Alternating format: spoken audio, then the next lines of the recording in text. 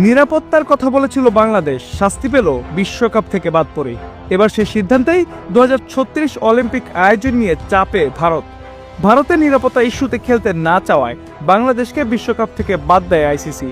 আর সেই সিদ্ধান্তই এখন ভারতের জন্য উল্টো বুমেরাং হয়ে ফিরেছে। ব্রিটিশ গণমাধ্যম দ্য গার্ডিয়ান জানিয়েছে, বাংলাদেশকে বাদ দেওয়ার পেছনে আইসিসিতে বিসিসিআইয়ের প্রভাব এবং ভারতীয় সরকারের ঘনিষ্ঠ সম্পর্ক আন্তর্জাতিক ক্রীড়াঙ্গনে বড় বিতর্ক তৈরি করেছে, যার সরাসরি প্রভাব পড়েছে ভারতের 2036 অলিম্পিক আয়োজনের স্বপ্নে। প্রতিবেদনে বলা হয়, আইসিসি চেয়ারম্যান জয় শাহ আগে বিসিসিআইয়ের শীর্ষ পদে ছিলেন এবং তার বাবা ভারতের স্বরাষ্ট্রমন্ত্রী। একই সঙ্গে আইসিসির প্রধান নির্বাহী সঞ্জয় গুপ্তের অতীত ভারতীয় মিডিয়া জায়ান্টের সঙ্গে সংশ্লিষ্টতায় আইসিসির নিরপেক্ষতা নিয়েই প্রশ্ন তুলছে। এই বিতর্ক এমন সময় সামনে এসেছে যখন ভারত 2036 অলিম্পিক আয়োজনের জন্য জোরালো বিড করছে। তবে আন্তর্জাতিক অলিম্পিক কমিটি আইওসি রাজনৈতিক হস্তক্ষেপের বিষয়ে খুবই কঠোর।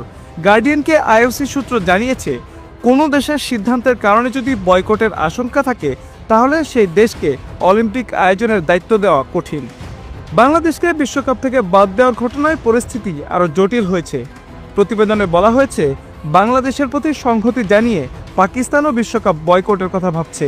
আইওসি সূত্রের মতে, ভারত যদি 2036 অলিম্পিক আয়োজন পেতে চায় তাহলে বাংলাদেশ ও পাকিস্তানের সঙ্গে সম্পর্ক উন্নয়নের স্পষ্ট বার্তা দিতে হবে।